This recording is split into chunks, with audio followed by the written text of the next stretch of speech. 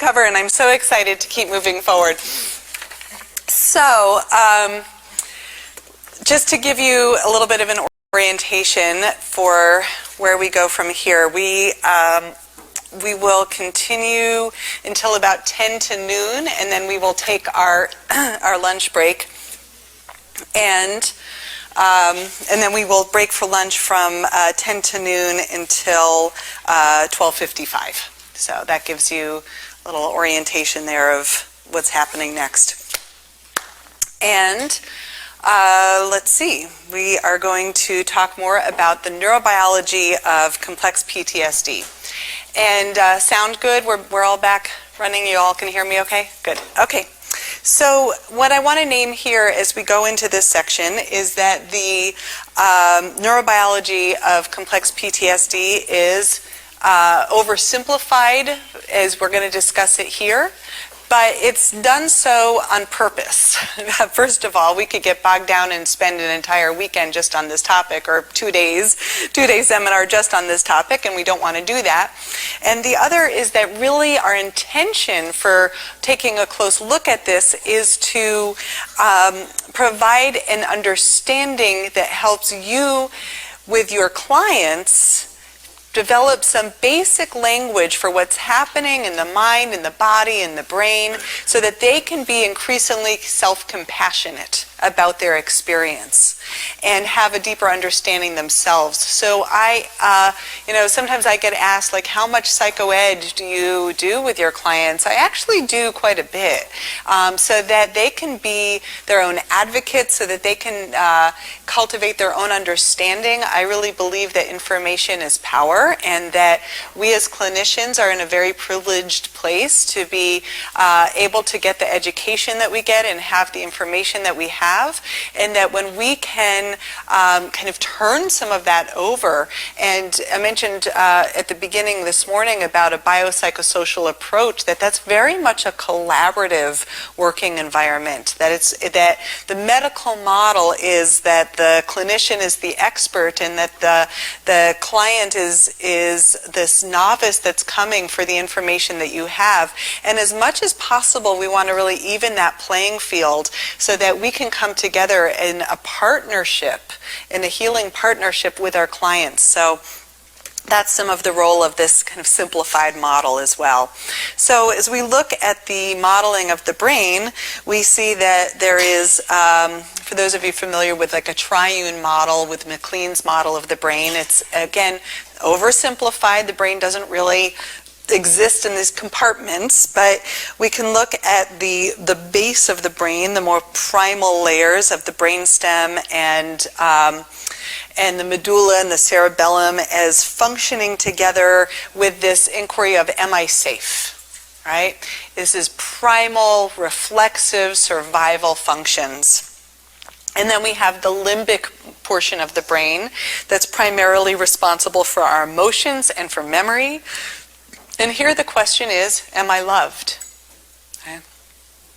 And we have our executive functioning and our neocortex and our prefrontal cortex in the upper portions of the brain, more recently evolved. And here the question is, what can I learn?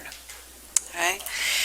And that the key brain structures in traumatic stress are our prefrontal cortex and the orbitofrontal cortex, which integrates sensations with emotions and memories from the past with intentions for the future, and it helps regulate our limbic system activity. So if we get dysregulated in the limbic system, which houses the amygdala, the hippocampus, if we get dysregulated in our limbic system, the neocortex, the prefrontal cortex, is a regulating factor.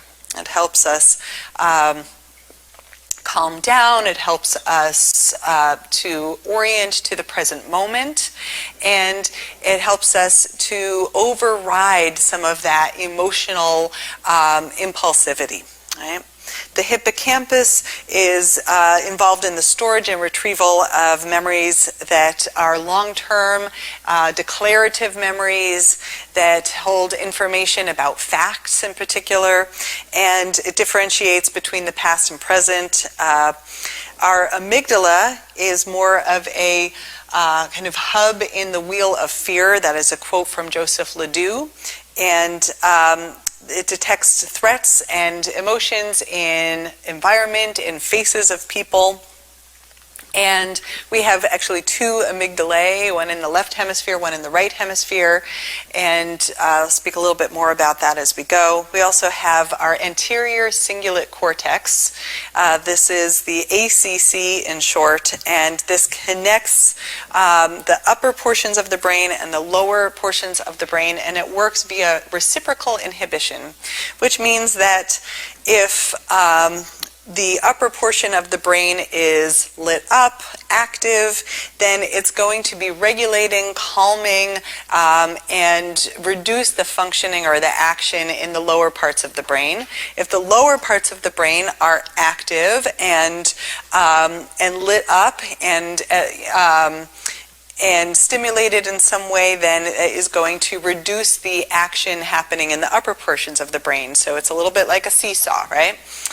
And then we also have the HPA axis. And I'm mostly just giving you these as terms and frames for as we go forward and we talk about them. The HPA axis is the hypothalamic pituitary adrenal axis, and it initiates a stress response mobilization throughout the body, signaling the release of the cortisols. So in short, what happens is that we have information that routes into the brain through another brain structure I didn't put on here, but it's called the thalamus. The thalamus takes in our sensory information, and then if the information has a threat associated with it, it's going to go to the amygdala. The amygdala is going to get hot, right? And it's going to orient us towards self-protection as needed by activating the hypothalamus, sends a message to the pituitary gland, to the adrenals, activates the endocrine system, and says,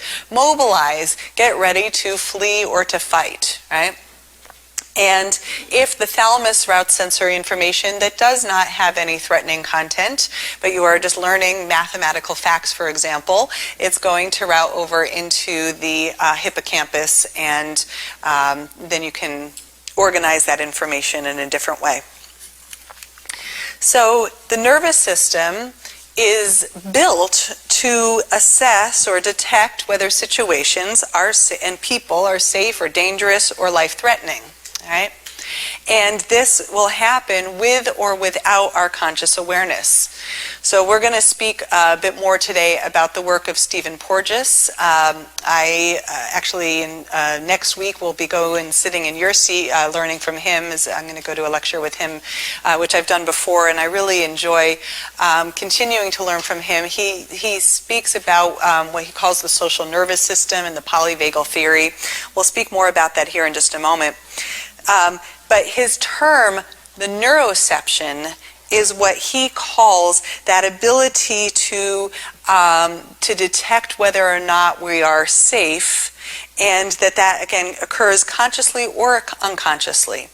We can consciously engage neuroception to override when we are picking up signals in our environment that we are not safe.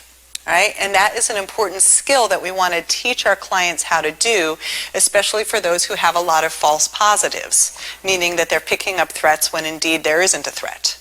Okay? So emotional flooding is very connected to this topic, and Dan Goleman writes about this in a book that's actually pretty old now, but still really helpful, and a book that sometimes I will ask clients to read because it helps them understand their own working, and it's called Emotional Intelligence. Those of you are familiar with it. And what he talks about in there is emotional hijacking and how the limbic activation can suppress the regulating functioning of the prefrontal cortex by initiating that full body defensive reaction, and that this happens before you've actually fully assessed what is happening. And this occurs through through what's above here called the precognitive circuit. So Joseph Ledoux, in his book called The Emotional Brain, talks about how we have a post-cognitive circuit and a precognitive circuit. The post-cognitive circuit basically says we take in information, we think about that information, we observe, then we might have a set of choices, behaviors, actions based on that information. But we're using the sensory information that's routed to the prefrontal cortex. The precognitive circuit is a warning system that when we have picked up on a threat in our environment, it's going to go directly to the limbic system, to the amygdala. It's going to lead us to react to a situation often before we even realize what we're reacting to. Right? So the information is not rooting right up here to that reflective center. It's going right into, there's a threat, my heart's going, I need to react, I'm not safe, and I'm off and running. From an evolutionary standpoint, look, if you're walking through the woods and a tiger jumps out at you, you want to be up that tree and not even have to think about how you got there, right? Like, you want to be able to escape the danger without having to think, oh goodness, is that tiger safe? Might it eat me? You'll be gone, right? So there's value to this. However, individuals with long-term chronic trauma exposure can lose the ability to accurately perceive whether people or places are safe or trustworthy. All right? So what happens here is it can become difficult to tell the difference between your past and your present experiences. And what functions underneath this again, the false positives or that inaccurate perception is something called attentional threat bias. This is what is underlying our hypervigilance, right? Again, hypervigilance is that high sensitivity to tracking nuances or subtleties in body language, facial expression, your environment. And here, individuals are more likely to scan and attend to cues of threat, even if there are also cues of safety, right? So from an evolutionary standpoint, we want to be able to track the threats, but it can lead for some misattribution of threat to situations that are actually safe. For example, in research where individuals with PTSD are asked to rate what they're observing in neutral faces, right? They get shown different faces on a screen. Individuals with PTSD are more likely to rate neutral faces as angry, right? And, as aggressive, right? So that threat, if the neutral face is perceived as aggressive, and they are more likely to rate fearful faces as angry. I want to say that again. Neutral faces get perceived as aggressive and fearful faces are perceived as angry. And I think about this, I don't know who in the room works with couples, but for couples, how often that can show up is that that your partner is expressing some fear, some vulnerability, and then all of a sudden the individual with PTSD is perceiving that as you're angry at me right now. Right? And so therefore goes into a defensive reaction which prohibits the ability to sensitively respond to that fear or vulnerability that's being shown in your partner. And this can happen with parents and children and so forth. So one last piece about attentional threat bias is that individuals with complex PTSD have greater difficulty disengaging from a perceived threat once it's been detected, right? Even if it's not an actual threat, but they start to perseverate in that state. And so when we talk about that conscious use of neuroception, often that what can seem like a relatively basic statement of, can you look around the room and identify that you're safe now? Right? Because if you're doing trauma processing with someone and they start to get active and their heart's going and they're feeling really fearful and you've touched into the trauma state, but then if it rolls over into I'm not safe now, We need to reorient them. Otherwise, we're going into re-traumatization. Right? And so if you can, and I was talking with one of you over the break, if you work in a crisis environment, to be able to use a skill of, can you orient to the fact that you're safe right here and now? Can you hear the sound of my voice? Can you look around the room? You know, and sometimes I'll joke, like, is there a tiger in here? There's no tiger in here. We're okay. There's nothing that's going to hurt you here, just to settle the nervous system, to get that kind of conscious assessment of what's happening here and now. So I did add, yes, please. It's coming. It's coming. Just wait for it. Yeah, she asked, where does freeze come in the sequelae of trauma responses? But we're getting there. So the divisions of the nervous system, I'm going to let you know just ahead of time that there's an extra slide that's coming after this that's not in your handouts. And what I'll speak to here is that the original model is somewhat outdated, and some of you are probably familiar with this. We've got our central nervous system, our peripheral nervous system, we've got our motor nervous system and the volitional, I can move my arm, I can move my legs. We've got our autonomic nervous system, which is highly important for our trauma work, and we have our sympathetic and we have our parasympathetic. If you look into, like even into the 90s, at research on stress, what do we see about how do you reduce stress? It's all about sympathetic nervous system is the cause of stress.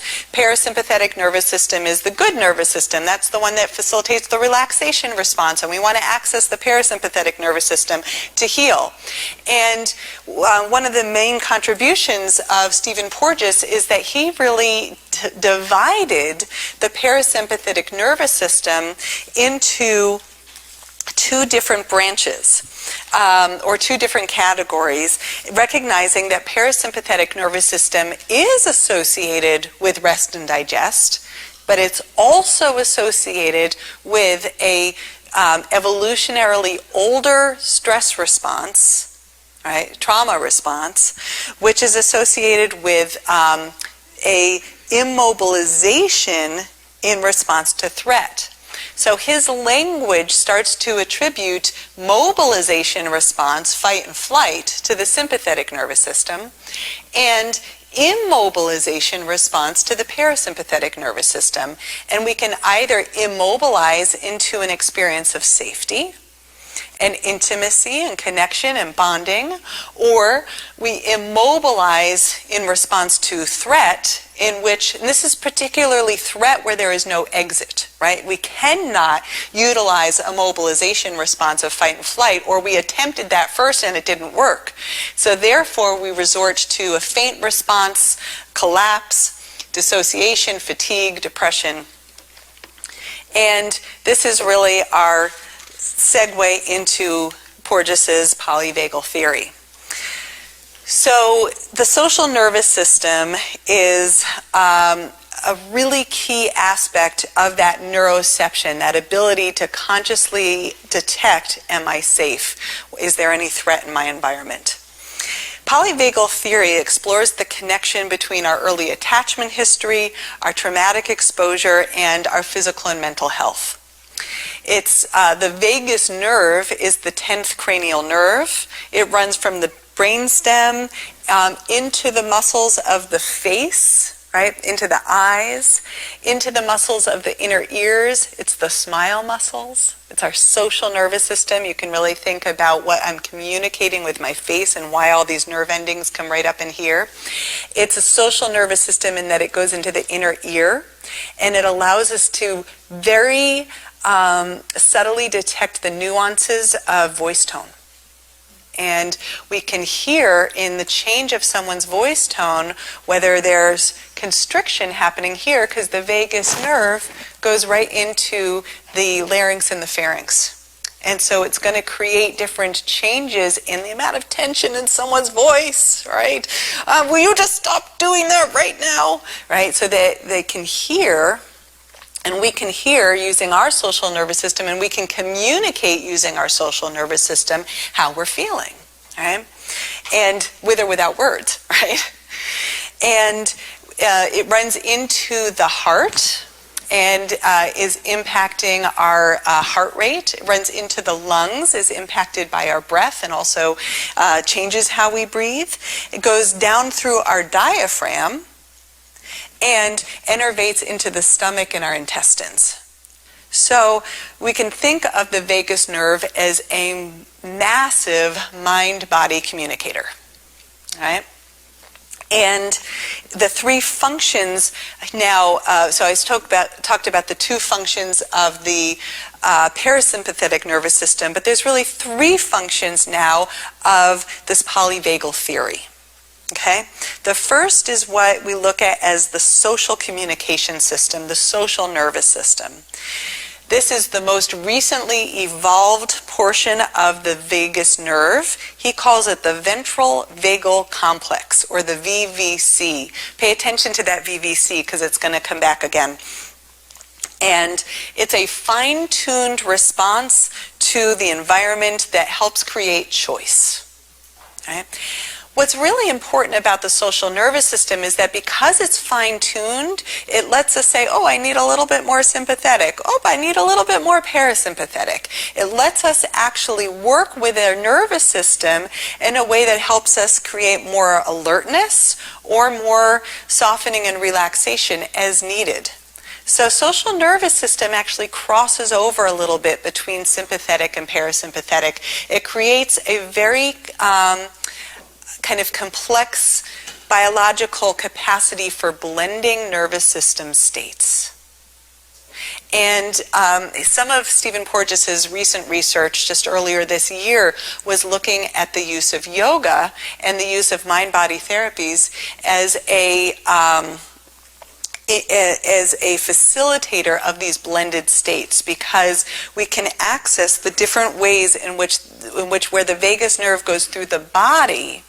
And that if we're consciously working with the breath, for example, and how the vagus nerve goes through the lungs, if we're consciously working with our the way the breath impacts our heart rate, right, that we can actually work with calming or creating more alertness. Other things too is like humming, or working with how the vagus nerve goes through the throat is very calming.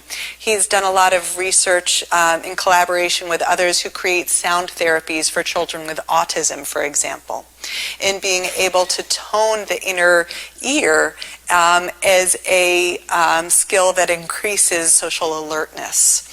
And so there's lots that you can continue to look into in regards to the polyvagal theory.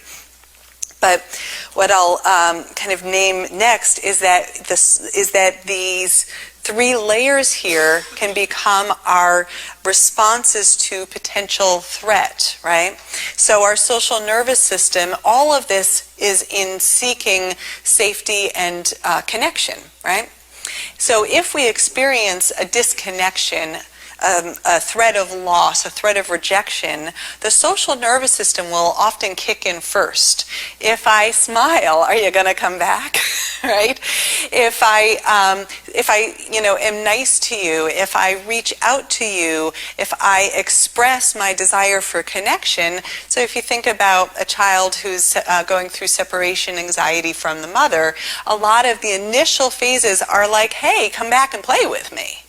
And if that doesn't work, then I'm going to cry, or I'm going to scream, or I'm going to, push you away, or I'm going to we'll go down into the sympathetic nervous system if the social nervous system is not sufficient in recreating safety and connection. So now the sympathetic nervous system takes over and moves us into mobilization to facilitate safety. And this again is an attempt to recreate connection and safety, but when we are experiencing a threat, it's either going to look like, hey, I'm going to fight you. Actually, initially, we're going to flee. We're going to, in some way or another, try and get away into safety. If we cannot do that, then, hey, I'm going to fight you in order to win and get away and get safe. All right? So we're going to engage, and trust me, I'll come back to freeze because it precedes this, but we'll come at it another way. And if I'm not successful in fighting or fleeing, then the no escape paradigm sets in, at which point we resort to an evolutionarily older part of the parasympathetic nervous system that is called the dorsal vagal complex. Now again, this is part of the vagus nerve, and it is a much more primitive response than that ventral vagal complex, right? The ventral vagal is the evolved, most recent part of the vagus nerve. The dorsal vagal is an evolutionarily older part of the parasympathetic nervous system that leads us to immobilize, again in an attempt to reestablish safety and connection. Here, we will faint in response to a threat. So I'll give an example that it's rough, but it works. If you imagine that there is a cat that is chasing a mouse, and the mouse attempts to flee, the mouse isn't really going to fight the cat, but it's going to attempt to flee, get back into the mouse hole, right? Think of Tom and Jerry. And but the cat gets the mouse in its jaws before it can get away. Now we've hit no escape, right? At that point, often the mouse will faint as a last-ditch attempt in hopes that the cat will lose interest in the dead mouse. All right? So there's versions of that. This is what we will see either through literal fainting or through dissociation in our clients, at which point they will basically disconnect, go foggy, get tired, fall asleep in order to get away mentally, emotionally from the threat that's happening.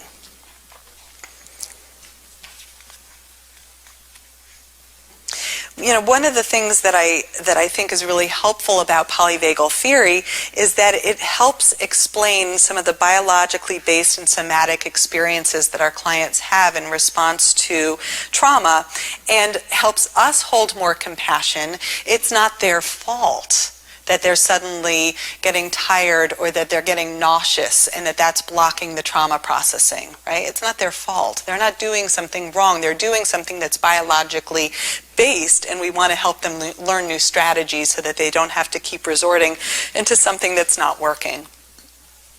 So what happens in Vegas does not stay in Vegas, right? Thank you. And what we look at is this is, again, that mind-body connector. It's an information highway. It communicates interoceptive information to the prefrontal cortex. What is interoceptive information? It's information about the internal state of the body. So what's happening in the temperature of the body, what you're noticing in your heart rate, how you're breathing, areas of tension in the body, that is all information that then can route up to the prefrontal cortex and lets us know what's happening in here, right? And so we need that interoceptive information in order to make healthy decisions, to reflect on the impact of our experiences, and so forth. And it also helps us support self-regulation. So if we're working within a window of tolerance, which we'll speak about here in a little bit, that if the client can track what's happening in the body, and they can feel that their heart rate is going up, or they can feel the change that's happening in their breathing, or they can sense that their palms are starting to sweat, right?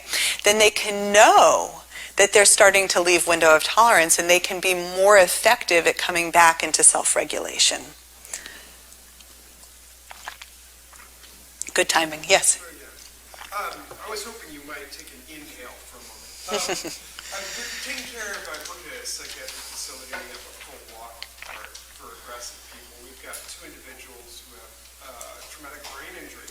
And one of them will give us some warning before he gets really excited. But the other one goes straight from just sitting calmly to kicking. I probably deserve it. But I'm going to pause you there just so I can repeat what you're saying for the listeners that aren't in the room. So we're talking about individuals with traumatic brain injury, and how for one of these individuals that there is no warning, that it just goes right out the window that fast. Yeah, that fast. And he's just right It takes to aggression. And Yeah.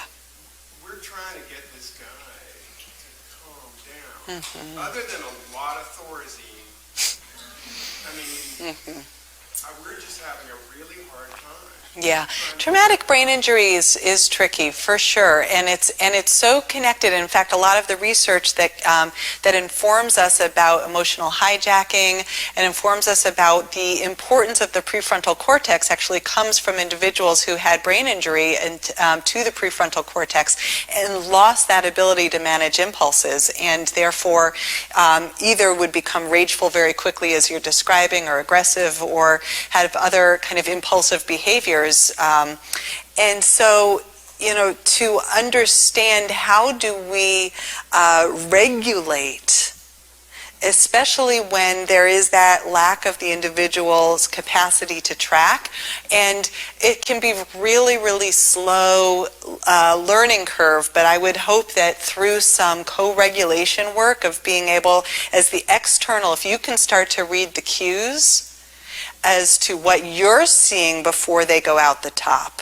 and be like, oh, wait a second, right there. See if you can stop it. What's happening right there? I don't know, because I don't know that individual, but it certainly would be the route to go, because similarly, when I've worked with individuals who have some variation of alexithymia, the inability to recognize their own emotional state, co-regulation in the therapeutic relationship is so key.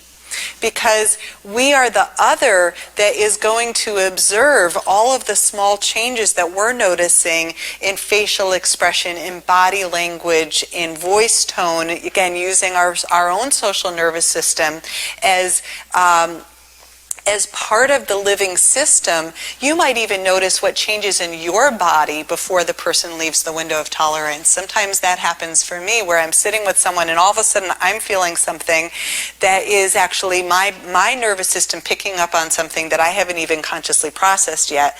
And so to be able to use that information and trust some of that information in the room and say, wait a second, let's pause here for a second. Here's what I'm noticing. What are you noticing? And we'll talk more about that as we go too. So one thing that I want to name in terms of the inhibitory influence that's listed here at the bottom is that the social nervous system, or excuse me, let me just put this another way, the vagus nerve, in either of its expression, whether it's through the ventral vagal channel or the dorsal vagal complex, right, either of those, it's going to put the brakes on the sympathetic nervous system, either way. Okay, I want to say that again because it's an important statement. The sympathetic nervous system, that fight-flight system, mobilization system, there are two different brakes. One is a hard, fast, abrupt brake, which is that dorsal vagal complex. That's the shut down, immediate, all systems down, right? That's the evolutionarily old faint response. And the social nervous system is a fine-tuned brake. Right? So if you're driving your car, you either are going to press the brake hard and come to a stop, or you're going to be able to slow it down and come to a nice, soft, smooth stop. So a nice way to think about the difference between those two vagus nerve channels. Social nervous system, as I just mentioned, is that fine-tuned, refined brake. It's strengthened by repeated practice. So we're myelinating the nerve pathways that lead to increased speed and control or access to that social nervous system. And it's initially myelinated or shaped through the vagal tone of the mother. So that's where that attachment relationship comes back into the picture. And there's a lot of research out there about the vagal tone of the mother that they can track, and the vagal tone of the infant and the matching of that, or the mirroring of vagal tone. So again, if you have a mother, and I've only seen research on mothers, so excuse me, men in the room or fathers in the room, I imagine that there's parallels, but this is the research that I've come across, is that the vagal tone of the mother, if you have a mother who has herself a very dysregulated nervous system, is overprotective or hyperreactive or feeling scared a lot of the time, imagine the vagal tone that's getting communicated to the infant. Yes, please. Is this specifically talking about mother as biological mother, or is this translated to parents? This one is, again, the research I've seen has been bioparent. However, I believe that this particular piece would be translatable. This is not so much an epigenetic link as much as a relational link. And the reason why I say that is because there is actually some research about coherence and heart rate variability, which is what we're going to speak about next, that can also occur between individuals not parent-child. Right? And so there's influence of vagal tone across individuals as well. The way that vagal tone is measured is through heart rate variability. It's our best measure of that's available for vagal tone, and it's what we know is that the social nervous system has a very regulating, calming, and soothing effect that's represented in these rhythmic oscillations in heart rate variability. And you can see in this very rudimentary picture that low heart rate variability is associated with depression and anxiety, but it's the spikes. It's not smooth and regulated. And the high heart rate variability is associated with positive emotions and resistance to stress. And one of the best measures out there of heart rate variability are these little handheld kind of biofeedback, or you can do this through neurofeedback as well, but these ways of measuring it where you actually can learn to breathe rhythmically, and there's even apps out there. Calm app has an app that you can use. There's a lot of little biohacking tools out there nowadays where if you rhythmically breathe in and follow, whether it's an expanding ball that opens and then closes or whatever you're following, but you follow that rhythmic inhale, and you can do this together here. And exhale. And usually it's recommended to do about a count of 4 in the inhale and 4 on the exhale. And we'll do 2 more like that. Inhale. And exhale.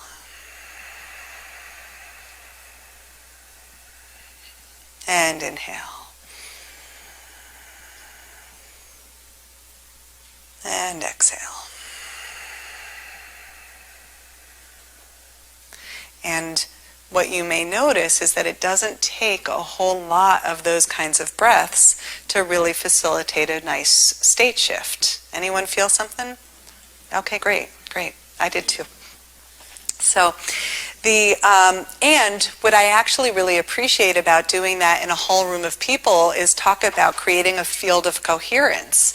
There is a lovely impact that when you're sitting with a client who's really dysregulated, and even if you can't get them to stop and breathe, if you stop and do a 4-count inhale and a 4-count exhale as you're listening and as you're attuning, and then maybe they'll go, well, wait a second, what are they doing? They're getting all calm over there. It gets a little contagious. It feels pretty good. So Bessel van der Kolk says that the heart rate variability provides the best available means of measuring the interaction of sympathetic and parasympathetic tone, that is, of brainstem regulatory integrity.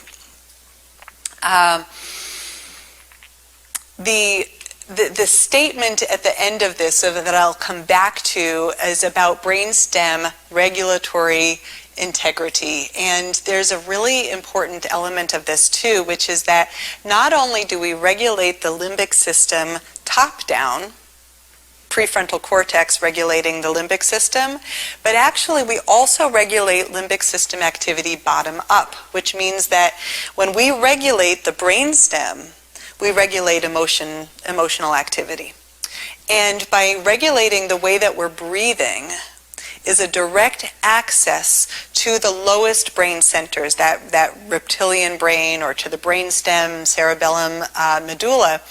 And that because that area is not really impacted by words, doesn't really care about our meaning making. That is just primal survival function. And so when we are doing deep, calm breathing, when we're orienting to the fact that we're safe here and now, it is a way to get into the lower brain centers to basically just kind of get the whole system to go, wait a second, I'm safe, right? Oh, I'm safe now. When I teach yoga for trauma recovery and I have my students rest their forehead onto the earth and breathe into the back of their head and really feel the support of the earth underneath their head and allow them to really orient towards that safety, I always describe it as just this immediate communication to your nervous system. I'm safe now. I don't need to be up. I don't need to be alert. I don't need to be looking around. Of course, it only works if you're really safe, right? But in that space we are. So let's speak here about the 3 forms of childhood stress. So our positive stress response, yes, there is a positive function of stress, right? Here we recognize that certain amounts of disconnection to our loving caregivers, certain amounts of stress in childhood are... Oh, what happened? Oh, where'd we go? Do you feel unsafe? I do. I do feel terribly unsafe. Why are you not on? For some reason, my Mac is not charging. You want to help me out here, Ron? Yes. Thank you. Let's see. HDMI's plugged Yeah, no, it's my Mac. Oh, It's but it's for some reason it's not showing that it's charging. Come on. Oh, there we go. There we go. All right. Well, that'll come back on. Just a matter of powering it back up, I guess. I know. That's so strange. I don't know why it wasn't charging. Maybe Well, I'll speak for a moment while that gets back up. It'll be up in a second. But the 3 forms of, so, little moments of stress, they're inevitable. What perfect timing. I'll tell you, someone showed a slide at a conference I was at recently that showed like Maslow's hierarchy of needs. And at the base one now, instead of like food, water, all of that, it said battery. And then below that it had Wi-Fi. Let's see if I can get this going again. Come on. Oh, that's so strange. I don't know why that happened. Sorry, guys. But anyway, so certain amounts of stress are inevitable, right? They happen.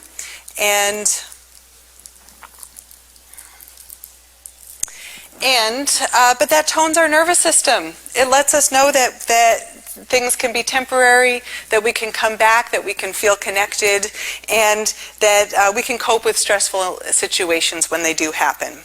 And then we have, yeah, go ahead. Just going to make a quick point when we were talking about, I wanted to ask you earlier before we go. Yes, good. There was an excellent video on the History Channel. It's called The Brain, and the section that is always, whenever I'm in a conference that talks about this, makes me think about it, they talk about fear.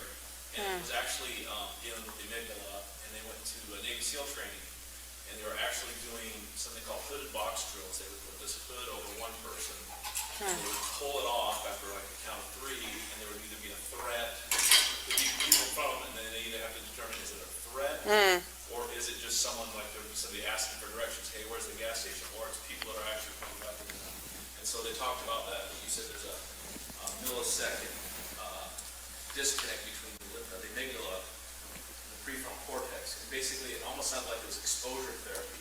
They could condition themselves, instead of doing a fight or flight response, they could kind of slow their body down, slow their thinking down to a point where they could assess the situation, even under those, those are real world threats, versus somebody that's maybe hyper responsive. Do we do anything with how to do that in this course, thinking about how to slow the connection between the amygdala and the prefrontal cortex as far as that?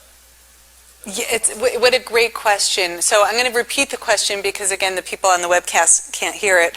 And Ron, I may have you see if you can help me with this. I have no idea now why this is not turning on. It's driving me a little batty. But What's that? Looks like the cursor's Oh, password. oh, look at that. Oh, something happened, but my screen's dark. What? Isn't that so strange? Because it's sending everything out to the, Oh, let's try disconnecting this first. okay. Might come right back up. Let me do this and see if I can, yeah. That's not showing me anything. Isn't that so strange? Yes. Computer, do not die on me. This would be bad timing. Oh, now it's doing something. Okay. So let me repeat the statement, which is that you were speaking about a show that you had watched on the brain on the History Channel, and the training of Navy SEALs, and how they were doing a box training, and that they were basically, when the box was removed, there would either be a threat or a non-threatening situation out there. Shoot or not shoot, so they're having to make split-second life-changing decisions. Yes. Versus just sitting in your couch or something. Great. And they had to control that amygdala response to the prefrontal cortex. That's that thinking process is more reactive than actually executive thinking and executive function. Yes. So that upon removal of the box, that there would be a very split second have to respond into either shoot or not shoot situation. And so that they were training them to slow down. Oh, goodness. I do not want to reset a password. Yeah, seriously, what the heck is that? Why are you in a reset password thing? Good question. I did not forget my password. Sign it through. Okay. See if that does it. Okay. Oh, come on. Oh, you Did didn't not. forget. I didn't forget my password. Just get me out of here. Let's just restart. I have no idea what's going on there. Specialist. Okay, thank you. So, looks like we're back in. I have no idea what that was about, but it did something funny on us. Okay. Okay. So the question that you're asking is it then possible through our work with clients, can you shut down your computer because I have a problem, just cancel. Is it possible then when we're working with our clients to train them to slow down the response, the reaction time between the observation of a threat and how they're reacting to it? Yes.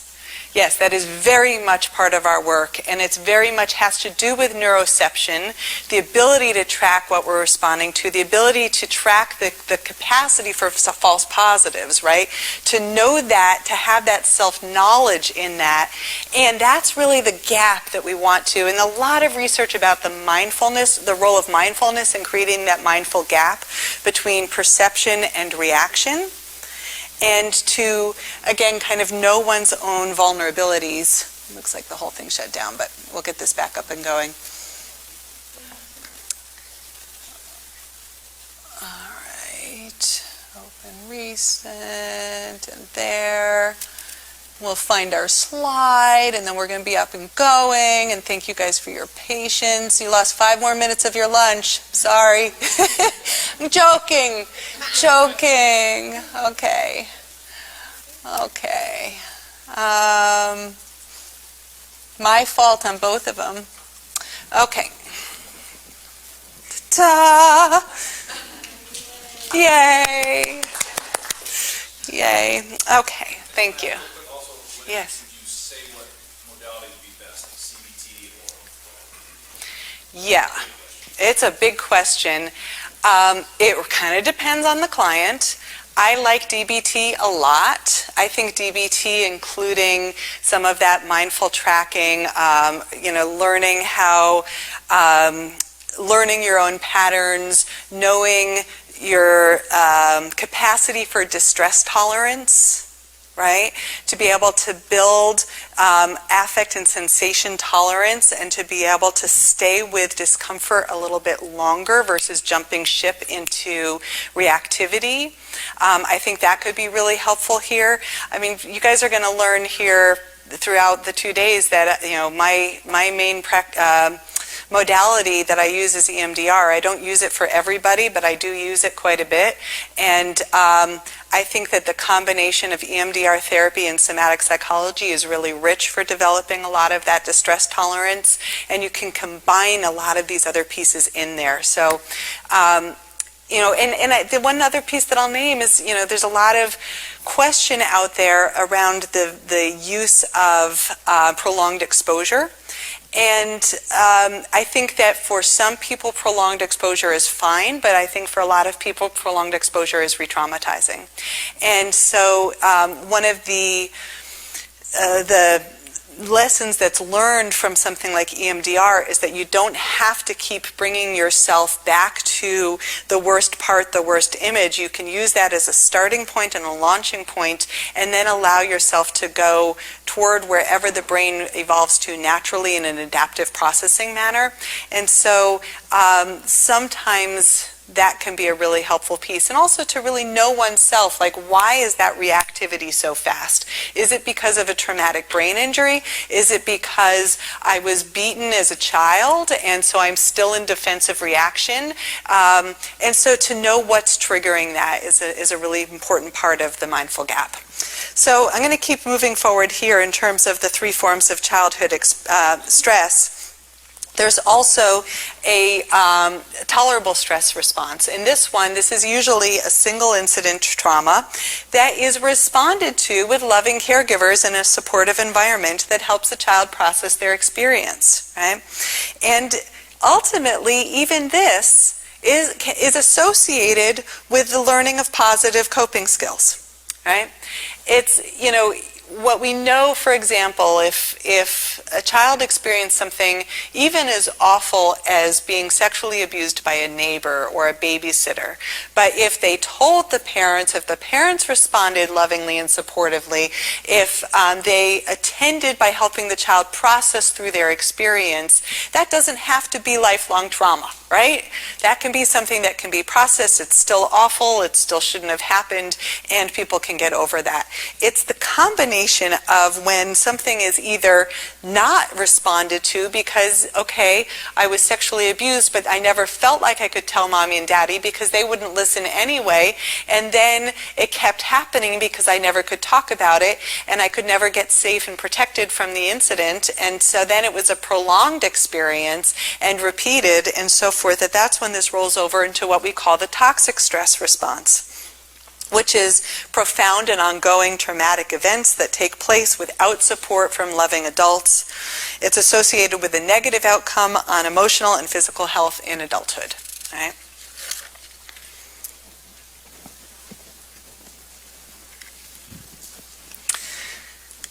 So, a healthy stress response. So in order to understand PTSD a little bit further, we want to start with what does health look like? And if there's trauma exposure, there is going to be a release of cortisols, right? There's going to be a mobilization through action that results in homeostasis. And in health, an initiation of a mobilization response, and to some degree this connects to your question as well, is needed because we want to metabolize the cortisols, right? We want to actually be able to move that through. It doesn't mean that we want to shoot someone, right? It doesn't mean that we want to go into a total fight response, but it does mean that we need to move, right?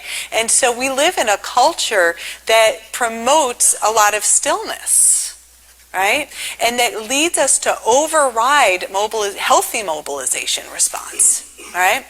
And so, for example, if you see something and it's disturbing, if it's threatening, or the example I shared about the woman who witnessed the shooting on her way to work, she was shaking, and for her to be able to shake actually helped her metabolize that experience. And sometimes when we're processing through traumatic events with our clients, even just the nature of how we see what therapy is supposed to look like in media and in movies, people tend to sit real still. And then you might notice that there's a little bit of trembling or shaking, and you can say, you know what, just let yourself move that out. Let yourself shake it out. I had been in a car accident in 1999, and this was my third year in the somatic psychology program at Neuropa. And so I had been quite immersed at that point in understanding body-based therapy in response to traumatic experience. And I was in the car accident, and my airbag went off, and the other car spun around, and I got out of the car, and I was standing there talking to the other driver. Whew, that was big. Wow. Whew.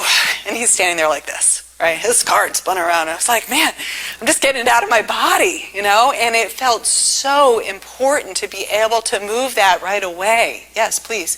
Did they talk about that a lot with animals? Exactly. We're going to talk more about that tomorrow, Peter Levine's work and working and understanding that animals are less likely to get traumatized because when the rabbit is safely gotten away from the fox, first it goes into stillness behind the bush and then it shakes, right? It's going to get that out of its body. Now, it was interesting to share this story when I was speaking for Pesci in New York, because one of the clinicians in the room wisely brought to my attention, and if you were a black man talking to the police officer shaking like that, would that have been okay? Right. So we have to also hold that, that cultural component to this as what prohibits us from being able to kind of safely respond and have our stress response come back to homeostasis. So I mentioned earlier the HPA axis, the hypothalamic pituitary adrenal axis, and the chain of events here is that if we perceive something as threatening, the nervous system communicates to the hypothalamus to stimulate to the pituitary gland and the adrenal glands to release cortisols. It gets released from the adrenals, not the pituitary, but that activates the endocrine system. It's a full body response. The cortisols allow us to respond to the fearful event. That's mobilization. Cortisols promote mobilization. Once there are sufficient cortisols in the bloodstream, then there is a built-in homeostasis, a built-in negative feedback loop for the HPA that stops further release of cortisols. It communicates back from the bloodstream to the pituitary and the hypothalamus. We got enough cortisol out here, we're good. You can turn that off now. And if that facilitates us coming back to balance. However, unresolved PTSD recalibrates our stress response systems. What does that mean? This is really the neurobiology of PTSD at this point, is that there's an interference with the HPA negative feedback loop. And how this occurs is that it comes back to Rachel Yehuda's research, is that we find an increased number of receptors for cortisol. If you think about how the body evolves and adapts, right? We've got to talk about Darwin for a moment, right? We are constantly adapting to our environment.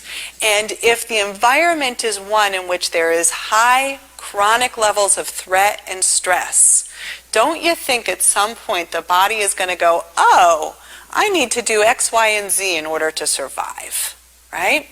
So one of those X, Y, and Z's is that the body makes a change in how we're responding to cortisol within ourselves.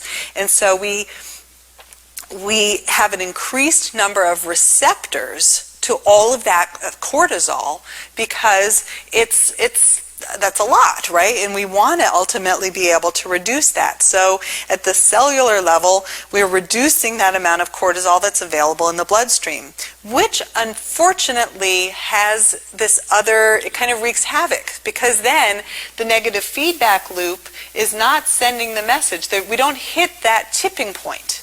We don't get the tipping point if there's enough cortisol here because there's more receptor sites. So the cortisol gets picked back up.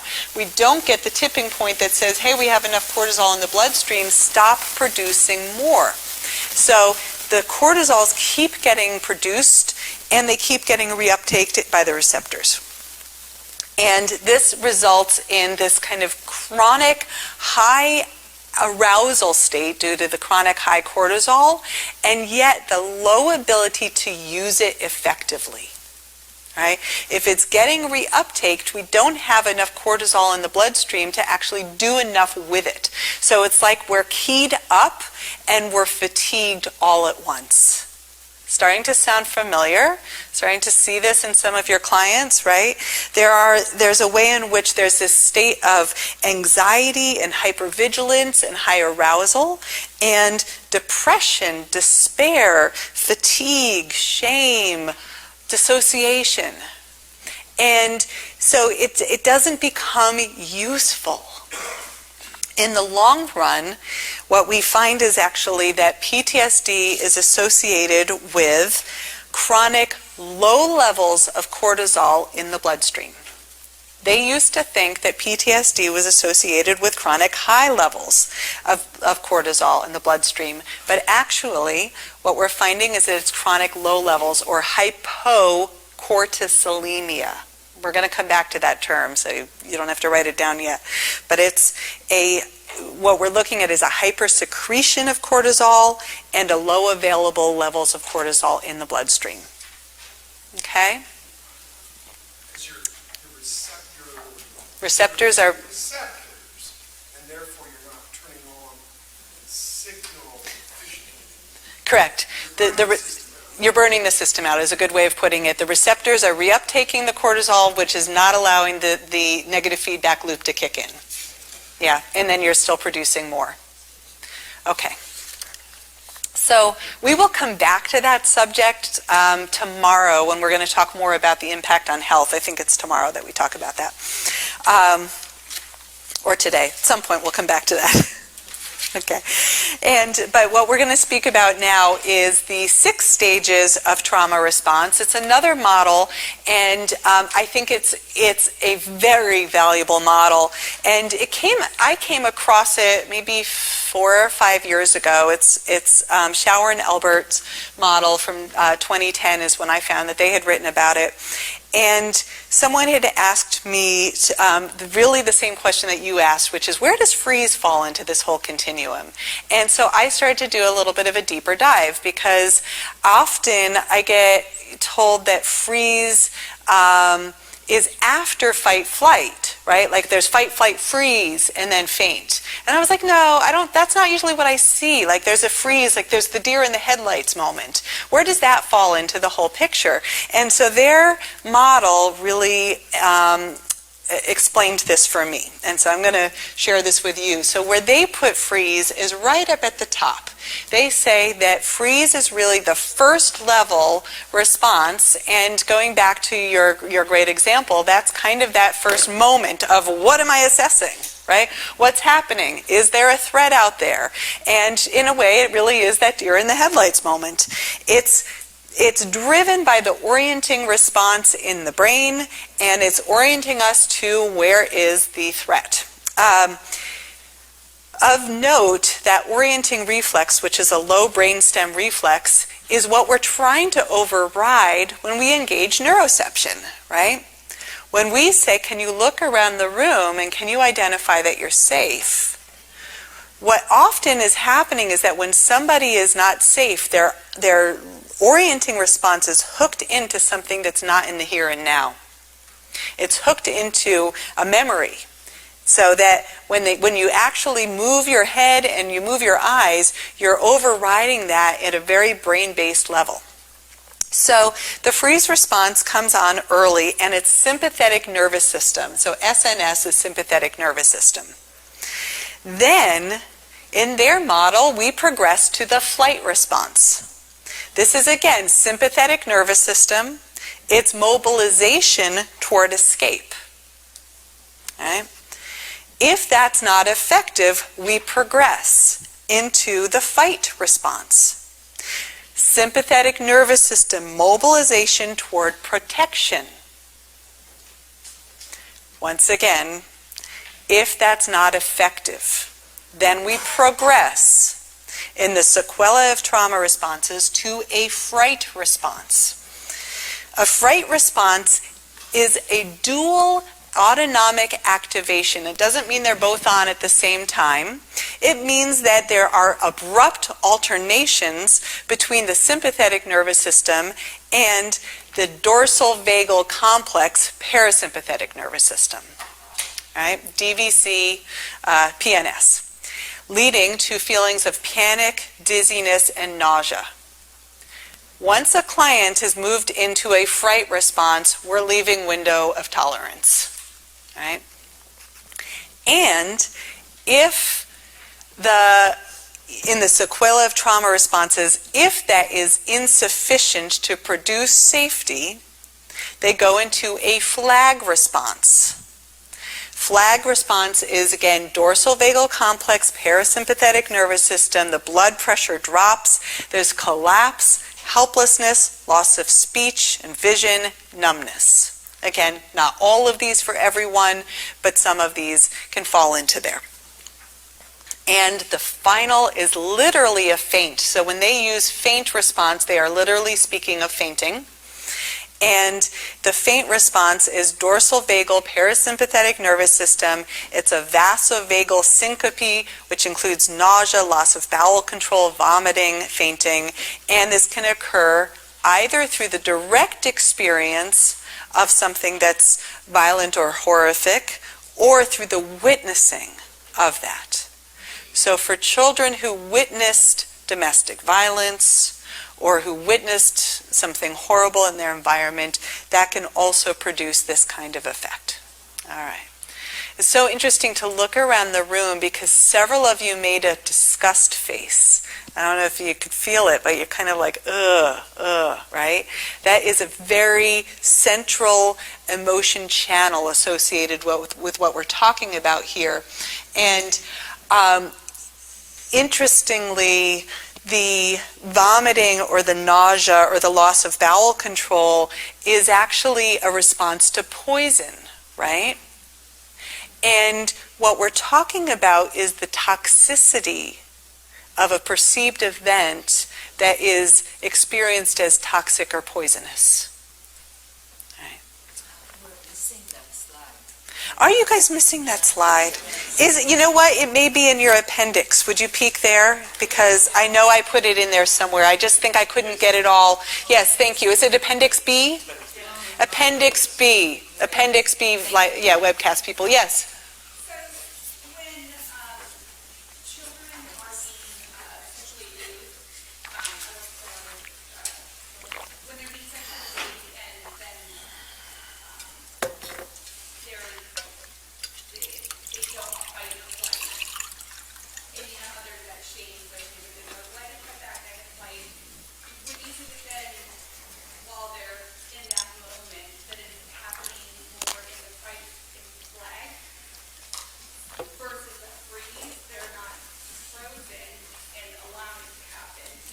That's right. That's right. When in fact it didn't. Yes. Rather than it happening in the freeze, it actually happened in the fright flag. Bingo. So I want to repeat your question, and it's going to speak to, it's going to actually, you keep doing this, it's going to go right to where we're going next. No, it's perfect. I love the segue questions. They make me happy because it lets me know that we're in mind sync, you know. So, so the question is, when children have been sexually abused and they don't fight back, are they in a freeze state? Because it can feel like they'll describe you, I got frozen. They'll use the word I froze, right? But actually, the question is whether they're in a freeze state or whether they've actually gone into an immobilization of the dorsal vagal complex. And actually, I think there can be a little bit of both, but because there can be a a heightened sympathetic nervous system experience, or it can happen in a later stage. But they might freeze and then jump to immobilization, because what happens, and this is why I say what you're asking goes right where we're going next, is that a small percentage of individuals progress more quickly into immobilization. In which case, look, if a child is a small child and the abuser is a big adult, they are not going to flee, they're not going to fight. So they go immediately from freeze to flag, right? And or freeze to fright and to flag, whatever that might look like.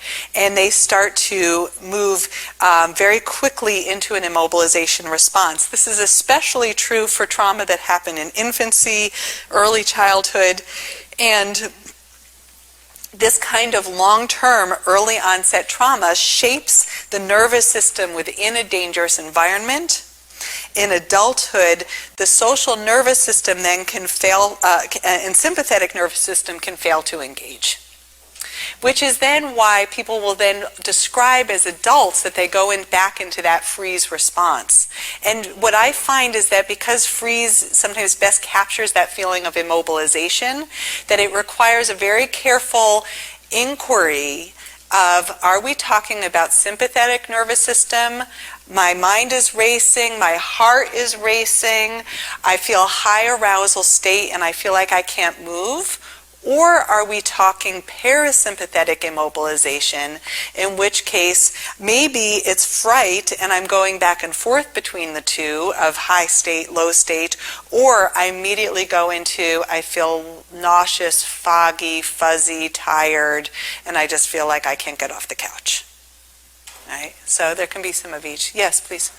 So if your client is an adult and you're dealing with sexual trauma as a child, and some of these are new steps to me, the fight or flight response. As an adult treating childhood trauma, is there a big concern nailing down this for the therapy going forward? Even though it's a response to maybe 20, 30 years ago or whatever? What I think is helpful about fine-tuning what's happening from a nervous system standpoint is that it gives me, the clinician, and them some information about how to achieve more self-regulation. Right? So that if ultimately the goal of trauma processing isn't necessarily to go back and rehash the what happened, it's ultimately to live more effectively now. And so I want to know what is going to help them get out of trauma reactivity and what's going to help them live more freely in the here and now. Is that because that whatever level of trauma they were experiencing is carried forward to their 30 years later or whatever, they're kind of maybe trapped into that pattern? Yeah, I'll give another phrase here, which we'll speak again later, but it's worthy to bring in here, which is that in somatic psychology we say that the body doesn't only hold the memory of what happened, it holds the memory of what wanted to happen. Right? And so there is in some way or another a kind of truncated physiological response that didn't get to complete. And we don't really have to know, but look, if we're talking about someone that never got to fight back, that never got to flee, and they get to actually re-engage some mobilization in a healthy way, regardless of whether it's freeze or flag, right? That ultimately being able to re-engage healthy mobilization as well as healthy immobilization. Because what happens with clients who experienced immobilization coupled with trauma is that then maybe they want to be intimate with their partner, or they want to be able to relax and they want to be able to sleep well, but every time they fall asleep, they startle and they jump up, right? Because the body doesn't know how to go back into relaxation states in a healthy way. So we want to reclaim a broader range of healthy nervous system states. Is that helping? Okay, good. Yes, please. When thinking about progressing through trauma response, especially you were mentioning about conditioned mobilization, is there like a median factor for chronic instances of abuse and exposure to trauma versus single instances, especially thinking about things like that state of learned helplessness. Is there a mediating factor? Is that what you're asking? Or an influencing factor. So is there a difference Yes. between we're talking about Absolutely. Yes. regardless of when in life? Yes, yes. In truth, conditioned immobilization is much more likely to occur with more duration, that longer duration. Intensity, yes. If it was only a one or a few times that it occurred, but it occurred with such great intensity, and there was no support to process it afterwards. But really, the conditioned immobilization is much more likely to occur with chronic incidents and repeated. Good question. So what again Bessel van der Kolk would say here is that the failure to fight or escape, that is the physical immobilization, becomes the conditioned behavioral response. Right? So how do we heal? The key question, right? And over time, the failure to fight or to flight and the failure to escape results in that immobilization that becomes conditioned, and healing involves processing the traumatic event and engagement of our social nervous system through safe mobilization and safe immobilization. So we are going to do a very brief mind-body break here so that you guys can take care of yourselves as we go through this process together. And of course, if you're watching this from your webcast, you can do this with us as well. But for a moment, put your notes down, and I will invite you to stand up for this one. You don't have to. There is no right or wrong to this process, but I'd like you to take a moment and do what I call the 5-point check-in. So if you're going to take your car in and go do one of those like 25-point checks on your car or whatever they do, we're going to do a little self-maintenance, self-care. And this really is you taking care of you. Of course, later you can do this with your clients.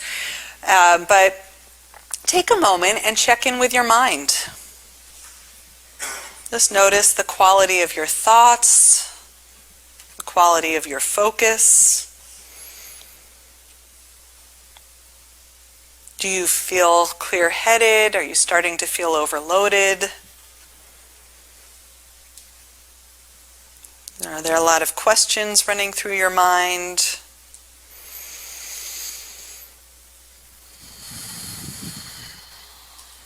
And then I'll invite you to check in with your emotions. Just taking a moment to notice, what are you feeling right now? Any of this touching off any emotions for you, personal memories, or experiences with your clients. And then taking a moment to check in with your breath. Simply noticing, is it easy? Is it flowing? Are you holding your breath? Is it restricted in any way?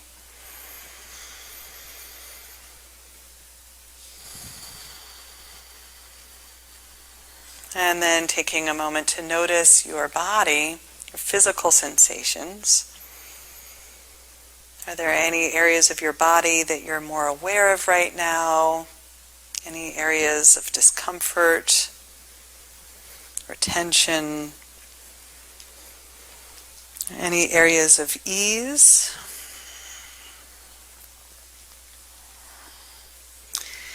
And then check in with your level of energy. Do you feel fatigued or energized?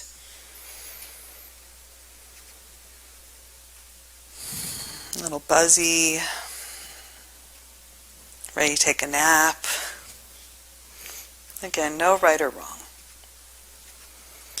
But the next part of this, now that you've checked in with your body and mind and breath, is you are welcome to really follow any movements, any changes in how you're breathing, any postural changes. You can stretch, you can close your eyes or keep them open. It's total practice in making choices that are taking care of yourself. Simply give yourself permission to explore how you can respond with that awareness of what's happening in mind, emotions, physical sensations, breath, and energy. So you get to be in charge of your experience, just allowing yourself to keep checking in on what allows you to reset your mind and body, knowing that we have a little bit more time here before we break for lunch.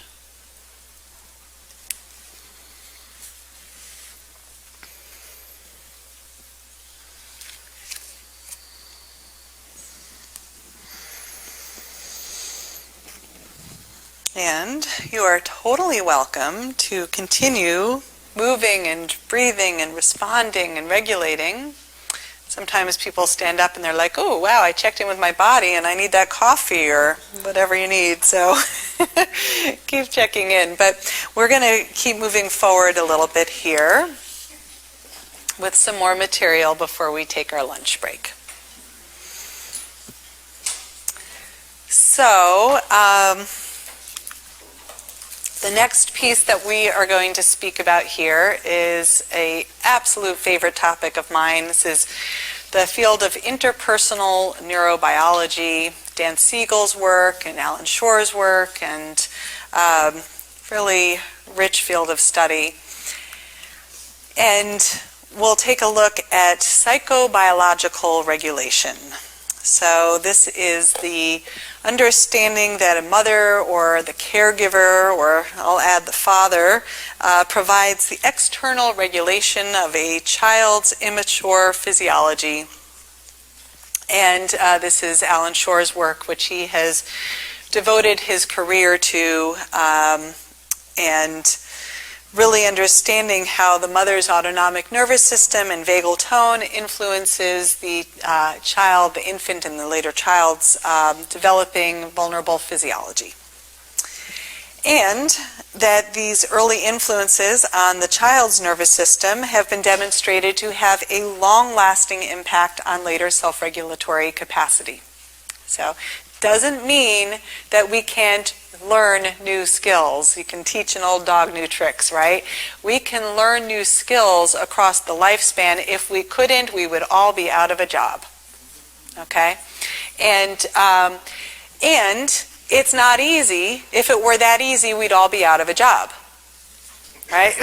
So we have to recognize that this is learning regulation when it wasn't learned young is very hard work. It is repatterning and it is learning new neural pathways, and it can be exhausting. So attunement and mutual regulation are a huge part of this process, and we'll start out by looking at this in childhood, but of course it's all very relevant to our work as therapists. So the sensitive caregiver attunes to the infant's nonverbal cues and facial expressions and vocalizations and so forth.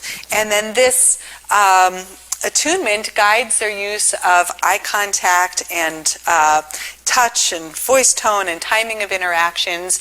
And again, if we're well attuned, all of that gets really well matched, and it gives a child a secure sense of self. This is where I begin, this is where I end, and you're seeing me and I feel understood, and all of that's rather nonverbal. And that helps them own their own experience. So both, this is a really cool little note here at the bottom, that both the infants and the caregivers adjust and change in order to maintain a coordinated relational state. And part of that adaptation is actually in the brain, that what's observed is that not only is there this window of plasticity in the infant after birth, but that window of plasticity is also seen in the brain of the mother. and it has an evolutionary purpose, because we want, as new mothers, and again, I apologize, fathers in the room or men in the room, I haven't seen this research as much on men, but I assume that there's also an element there.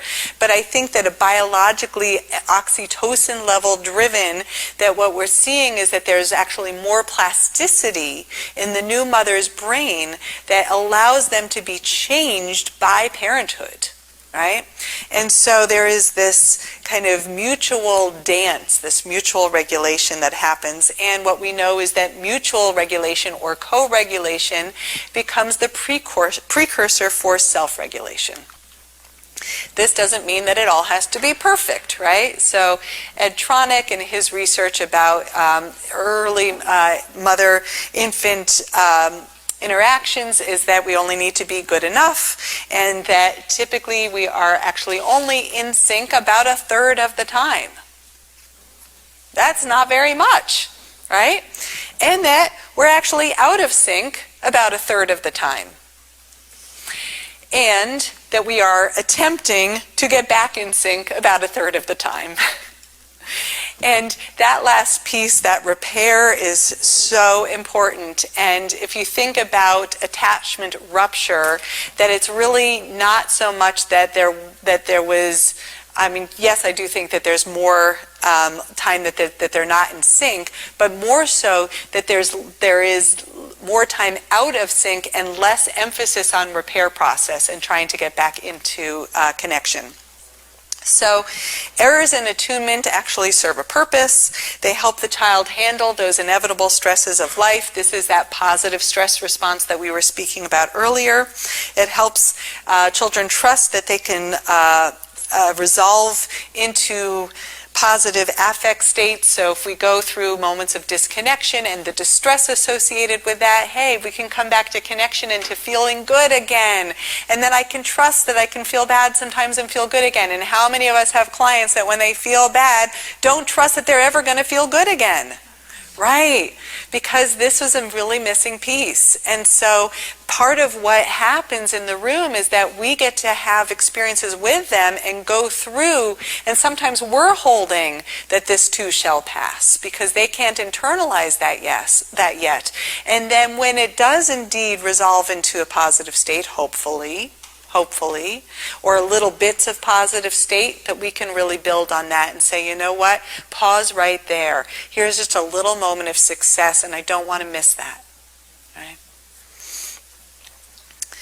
And so repair involves recognizing that there was a rupture, attuning to the child, and staying engaged until reconnection is achieved. This creates that internalization of regulation and helps to create that tolerance for distress. And in the case of relational trauma, caregiver behaviors are highly dysregulating for the infant, right? So in these moments, the caregivers are dysregulated themselves, they're less available for repair, leaves the infant in intensely disrupted states for extended periods of time. And what often happens there is that initially that dysregulated state is a cry, a plea, a scream, a mobilization, a sympathetic driven response to saying, hey, come back, take care of me. And when that doesn't work, rolls over into that immobilization response of those later stages of what's the point, again, I'm putting words on something that can be so young, what's the point of trying that no one ever comes anyway, and a collapse or just a pure falling into sleep. So traumatic stress in infancy and early childhood, this is the work of Bruce Perry, and anyone in here familiar with Marty Teicher's work, T-E-I-C-H-E-R? I wish I knew exactly how to pronounce his last name. So I was at a trauma conference 2 weekends ago in Atlanta for the EMDR International Association, and he was one of our keynote speakers. He's devoted 40 years of his career to the study of the impact of trauma on the brain.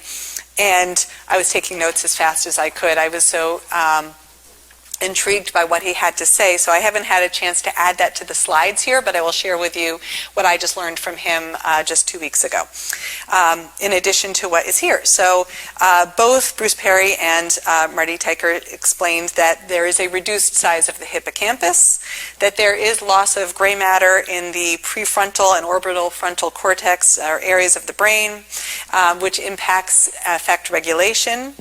It also, we see impairments in the wiring of the connection areas, the anterior cingulate cortex, the ACC that I spoke about earlier, which is that reciprocal inhibition. Remember that either the upper areas of the brain are active or the lower area or the limbic areas are active. And so but also the ACC is active with play behavior and attachment behavior. So what happens when the anterior cingulate is impaired is that we see more flattened affect.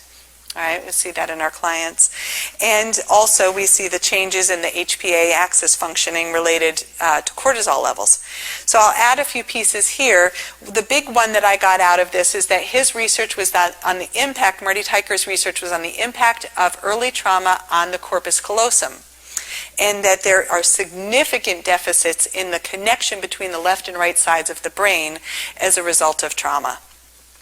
Also, that there are differences between the type of trauma, whether it's verbal abuse or physical abuse, and gender in how trauma gets expressed in the brain. Boys will have more impact on the left amygdala, girls more impact on the right amygdala. And in both cases, the amygdala is highly sensitized or actually enlarged in response to trauma. And that the big impact of having the difference between left and right and the disconnection between left and right is that ultimately it becomes very hard to take emotional experiences, right, emotional intense experience, which is held in the amygdala and the limbic brain, and coordinate that with the left brain, which houses our ability to verbalize, houses our ability to talk about, to make meaning, to make sense of, right? So we have this high emotional experience, and then we have this limited ability to integrate it. And so not only is there the loss of regulation, but one of his big takeaways, and this was so valuable for me as having 20 years in somatic psychology and body-based work, is that he actually emphasizes the importance of rhythmic movement in healing. And that, just as I was saying earlier, that we need to access the cerebellum and the lower brain centers as a direct cue into the fact that we can kind of calm our nervous system and calm our trauma activation, that one of the ways that we do that is rhythmic movement. The other, of course, as an EMDR practitioner, it was really cool to hear that rhythmic eye movements in particular were very valuable for that. So I thought that was a really important piece. But even without the eye movement, simply rhythmic movement of going back and forth, and also movement that crosses midline in the body. Yes, please. I was just thinking about somebody where I live is doing that with kids with horses. Mm-hmm. Get the rhythmic movement. Yes. With the animals, because it can be harder for kids. Yes. And even there's a lot of places where walk and talk therapies have become more popular, and being able to just get out and walk with your client.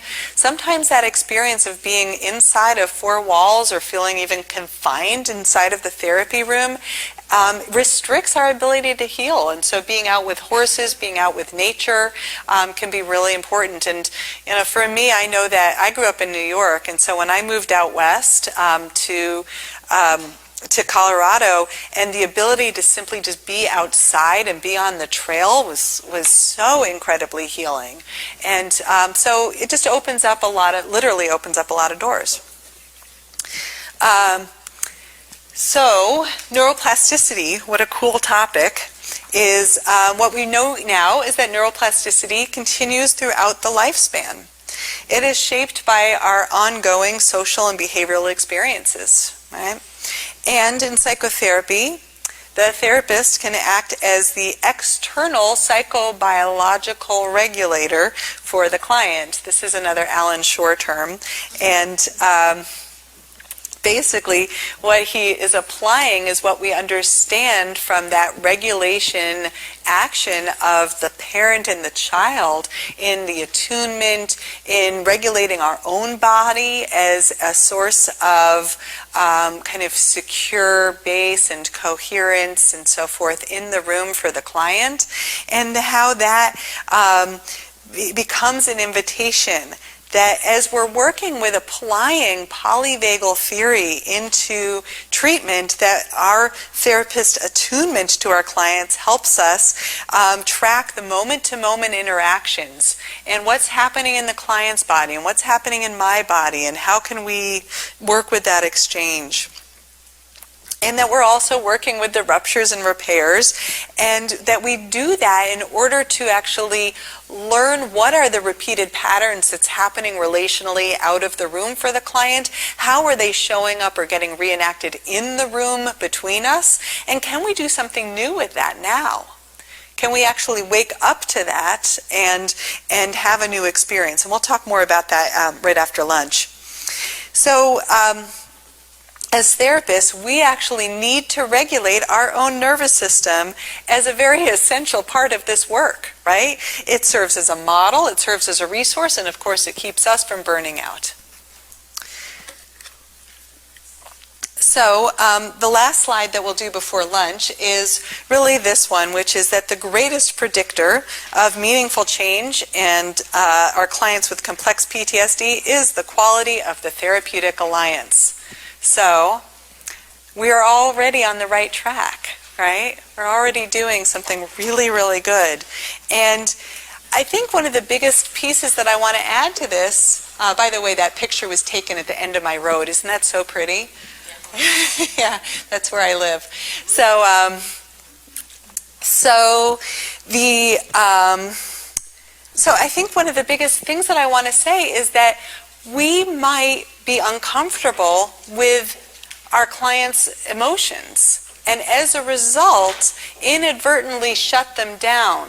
And that's something that we want to watch for, is that our ability to actually be with our own and with our clients' emotional experience is a very essential part of this, and that we don't want to inadvertently make them wrong or shut them down, and that part of this is also developing our own tolerance for emotional states. So, we have 5 minutes before we go take our lunch break, but we're going to really take those 5 minutes, so you don't get out early this time. Tell me, what questions do you have? What's lingering for you, or comments, reflections? Yes? I was thinking, I told you before that I work in the ED doing crisis evaluations, and we have in the ED what we call the psych hallway.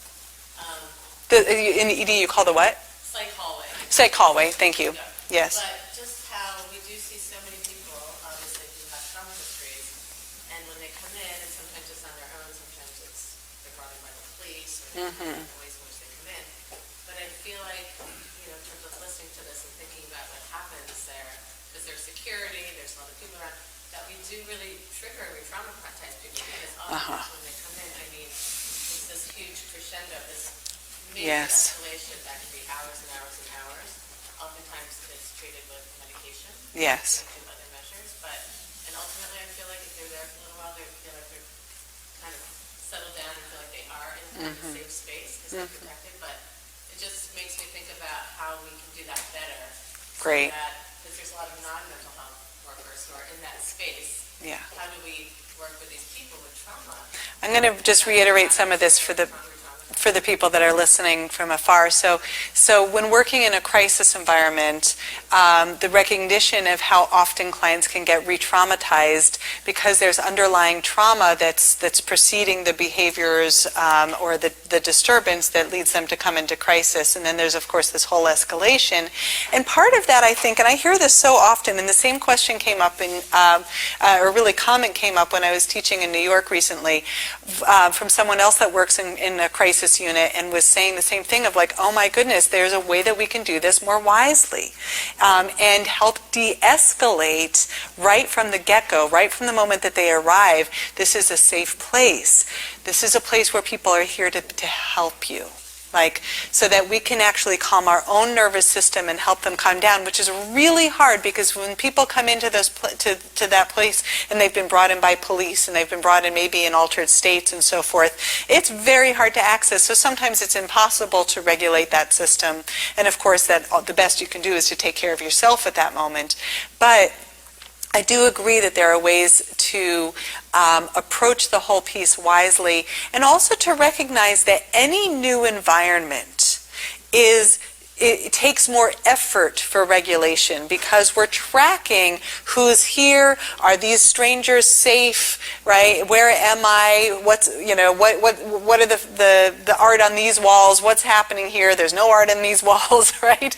It's so all new environments, and this is true for all of us, right? Like I could feel I came to Portland, I'm not used to this place. It took a little bit of like reorienting. Right? And I'm not in crisis, and it was a little ungrounding for me.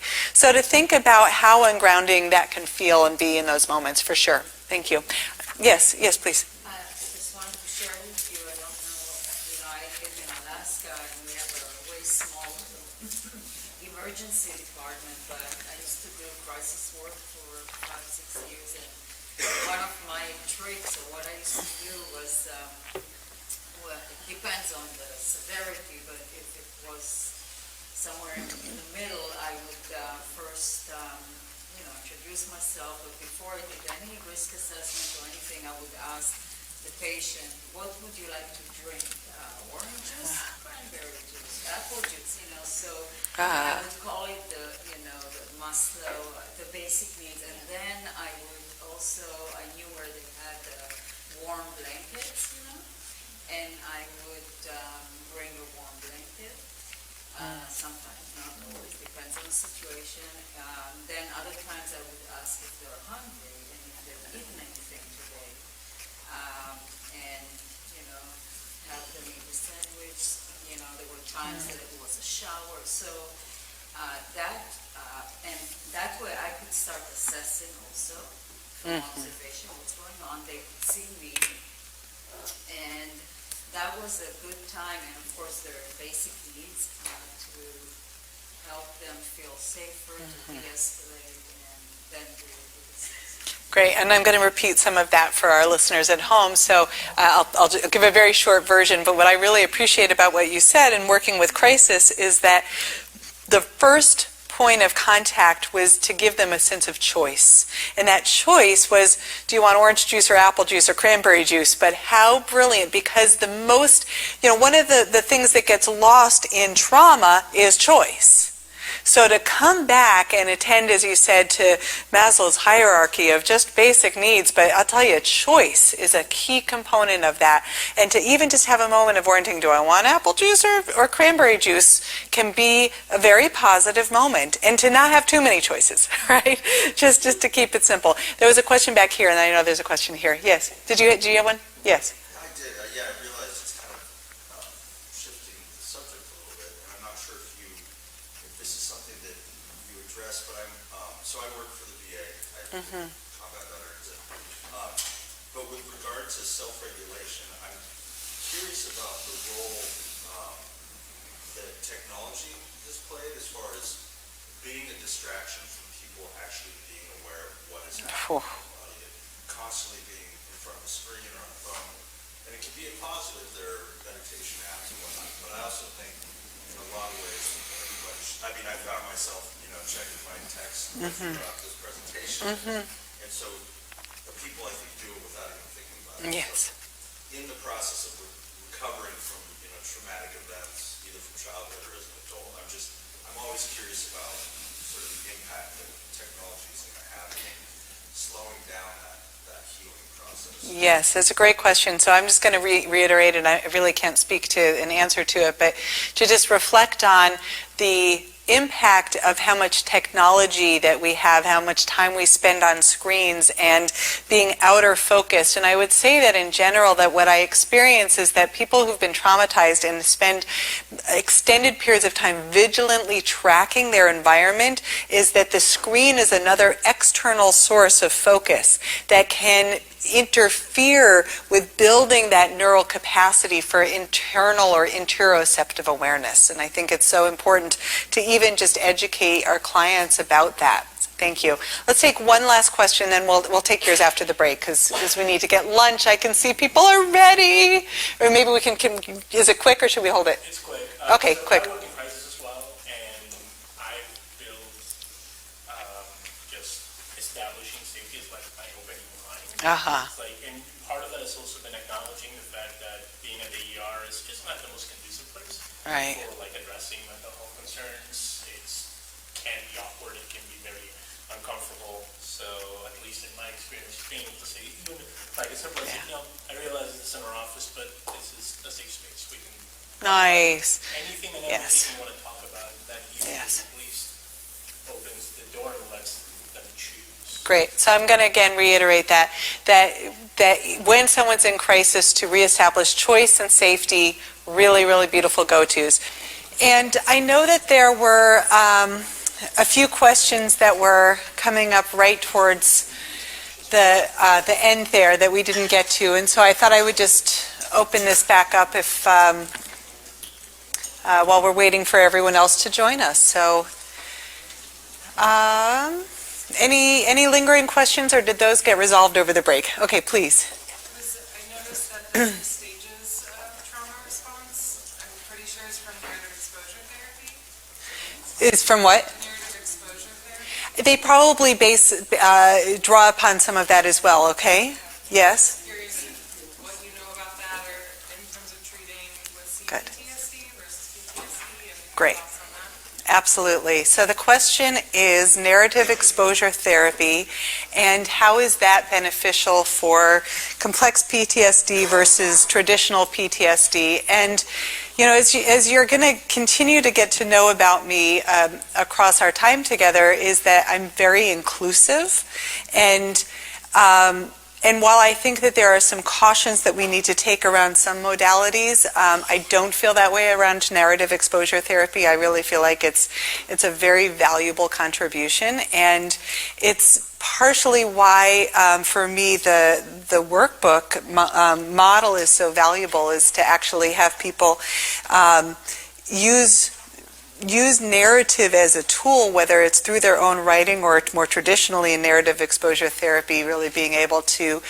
create that narrative along with your therapist and have that read back to you. And with any of our modalities, you have to base it on what is right for the individual, because we don't want to re-traumatize in any format. So if hearing your story read back to you is overwhelming, then either you need to pace it, you need to track what's tolerable, because again, we don't want to re-traumatize the individual. And so we're watching and we're carefully observing, and ultimately the aim is to desensitize whatever format we use, whether it's trauma-focused CBT or narrative exposure or EMDR. We ultimately want to reduce the level of distress associated with the components of the traumatic memory or experience. And I think what's challenging about narrative exposure therapy is that when it's an ongoing series of events, sometimes, and this is true for EMDR as well, like how do you chunk out or create a generalization for something that was repeated over time? And it's possible. There was one other thing that came to my mind, that when you're looking at a narrative in general, I think what I love about that, the narrative exposure therapy, and this is true for cognitive processing therapy as well, is that you're looking for the parts of resilience within the story. So it's not only just staying with the most difficult moments, but you're looking for where were the resources, where were the helpers, right? And you embed that into that narrative, and that can be extremely valuable. So thank you. Yes? Yeah, I was going to touch on something right before the break, and there was just some thoughts of what Good. we're talking about, including like ACEs and trauma, or early childhood trauma. I'm halfway through a book that's just a fabulous resource called Loneliness. I don't remember the author's name, but it was the one with Kylie Flying. And it was talking about, like in the 90s, I think it was, there was in Romania, there was a dictator that for some political reason, it's worth thousands or hundreds of thousands of children put in orphanages where they were just left alone, no care, and talked about how that impacted, it's like unfortunately a horrible giant experiment to see that isolation and how it impacts children. And even talking about how adults that are isolated, and I think a lot of the patients I've had as a psychiatric nurse, one thing you always try to go against the patient side is people isolated. That's loneliness, that social connection piece. Yes. A lot of these people that are severe mental illness, they're just isolated too. Yes. Yes. And they're, even if it's just the coffee person that day or someone else, they don't have any connection with people. Thank you. That's an important piece, and I'm just going to summarize it briefly again for our webcasters. That people who are watching in the live webcast, you can send in questions as well, and so we'll take your questions if you've got them. But to summarize this piece, the impact of neglect, the impact of loneliness and isolation, and that of course we're recognized with our ACEs that early neglect is so significant, but ongoing social isolation is also a serious problem that can interfere with healing, ultimately. And so it speaks to how important it is to help clients build their social network outside of therapy or medical settings, because often that actually becomes a draw to keep coming back to medical settings, as it's one of the few places that individuals are finding contact with people who have some compassion or some understanding and don't know how to find that outside of these trained settings.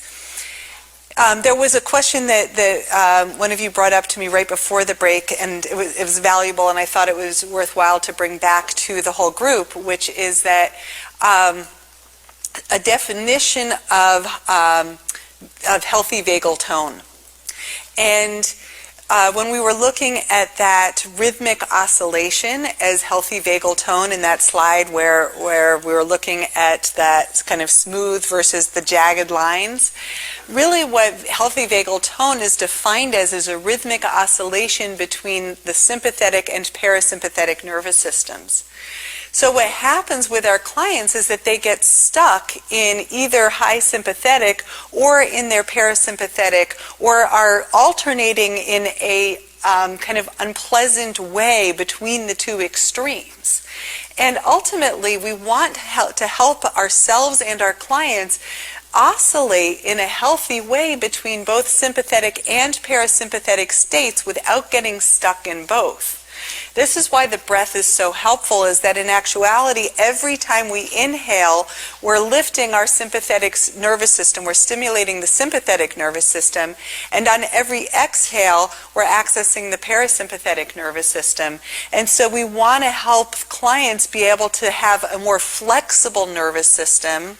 Ultimately, these might be very small access points, but to be able to tolerate greater amounts of sympathetic activation and parasympathetic relaxation. Please. I just wanted to clarify two things that I've heard, which is if you do belly breathing, it actually touches on your vagal nerve and calms your nervous system. Is that true?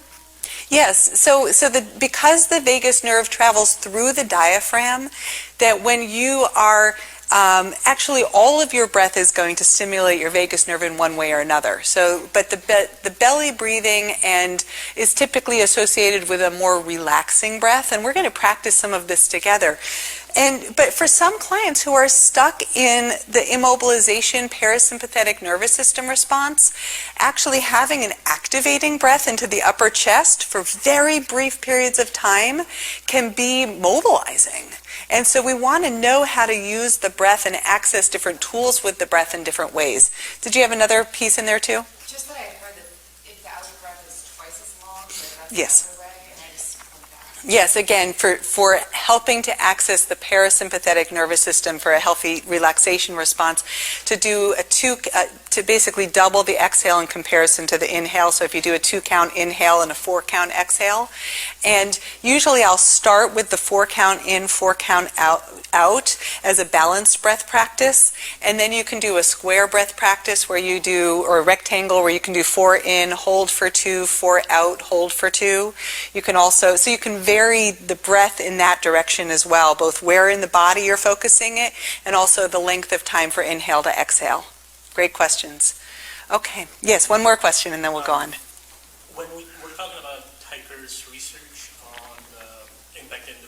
Yes. Also in thinking about like gender differences as well, is there any like data about looking at both the impact of trauma in the brain and like alexithymia rates, especially like Oh, there probably is. I mean, men, because they're just not that high rate. there probably is. The question is the connection between gender, early trauma exposure, and alexithymia, or the difficulty in recognizing one's own emotions, and whether kind of notably that it seems to be more common in men, and whether that seems to be connected to this research between the left and right amygdala. There probably is a connection. I just don't know it offhand, but we could look that up at some point and learn more. And I think Dr. Teicher could probably answer that one better